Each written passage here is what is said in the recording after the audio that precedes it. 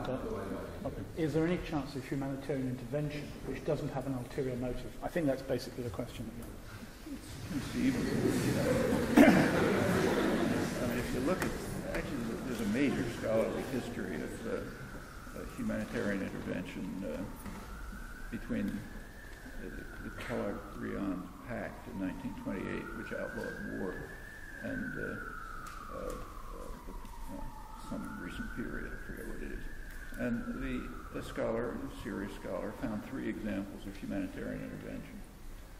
Mussolini's invasion of Ethiopia, Japan's invasion of Manchuria, and Hitler's takeover of the Sudetenland. Now, he didn't mean that they were real humanitarian intervention. What he meant is those are the 3 cases where a strong case was made that it's humanitarian. And that's pretty typical. I mean, there are other studies that go way back. Sometimes they find one example of the French intervention in Syria in 1860 or something. But then if you look at the details, it was just part of France's trying to establish its power.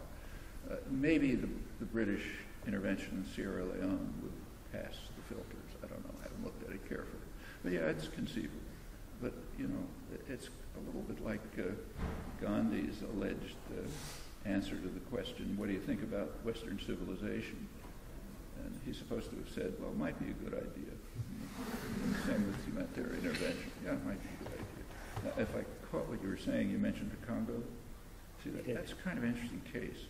The Congo is absolutely the worst catastrophe going on anywhere, and has been for years. No talk of intervention, or even anything. Darfur is a huge issue in the United States. I don't know if it is here. Save Darfur committees. That's pretty awful, you know, no doubt. But it isn't a fraction of what's going on in the Congo. So why, of course, nobody talks about doing anything, just let's shriek about it. So why Darfur and not the Congo? Well, you know, it's not hard to figure it out. In Darfur, you can blame it on enemies, the Arabs, you know, the enemies. So they're doing it. So it's terrible. If you look at the Congo, it's a little harder. For one thing, the worst atrocities are carried out by Rwanda, which is Washington's closest ally. So that part's out. The other thing is that the multinational corporations are all over eastern Congo where the fighting's going on. And they're using the militias who are slaughtering everybody to gain control over the rich resources of the eastern Congo. And you should all be applauding, at least all of you who have cell phones, because that's where the coltan comes from. And the same with much else. So, you know, making a big fuss about eastern Congo is kind of difficult.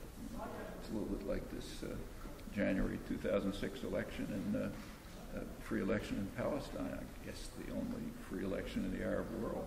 It's not nice to talk about that while we're prating about democracy promotion, since we, U.S., instantly moved in to punish the population harshly for voting the wrong way. And Europe, as usual, kind of toddled along politely. So we don't talk about that one. And the same with the Congo.